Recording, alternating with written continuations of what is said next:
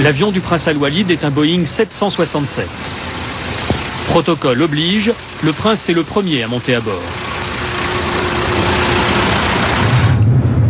Il y a 2h30 de vol pour atteindre Beyrouth. Le temps de visiter. Au centre de l'avion, le prince dispose d'un petit bureau. Et voici sa chambre. Le dessus de lit est en vison. Mais le prince n'y dort jamais. Bien sûr, il y a une salle de bain.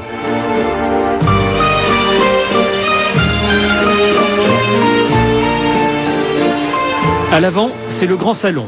Walid bin Talal voyage avec ses conseillers. Ce jour-là, son médecin privé et un avocat. Les hôtesses sont saoudiennes, anglaises, polonaises, et le prince souhaite qu'elles soient habillées à l'occidentale.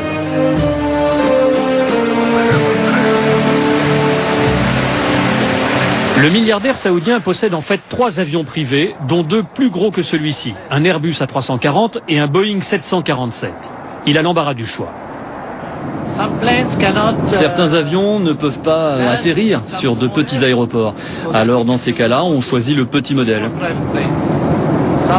Certains avions sont plus rapides que d'autres aussi. Alors certaines fois, on prend le plus rapide. Et puis il y a des avions qui prennent plus de passagers que d'autres, mais qui coûtent plus cher aussi. Alors au final, on choisit selon les besoins. Même en avion, le prince Al-Walid n'oublie pas l'heure de la prière.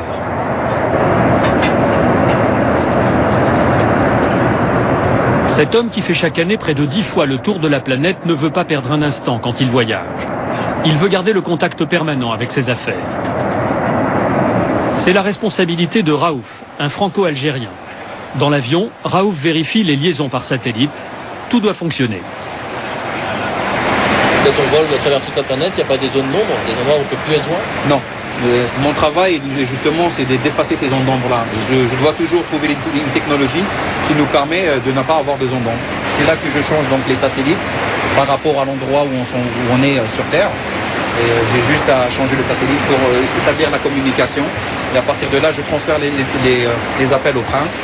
Et sinon, des fois, lui, c'est lui qui m'appelle pour appeler quelqu'un et le transférer d'ici. Donc tout se passe ici. Le fax, l'email, tout arrive là. Aujourd'hui, si le prince tient à se rendre au Liban, c'est parce qu'il a des liens particuliers avec ce pays.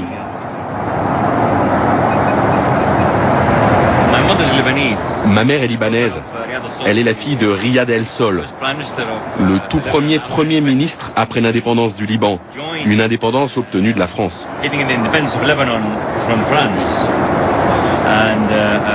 Et moi, j'ai habité au Liban, où j'étais à l'école élémentaire, chez ma mère.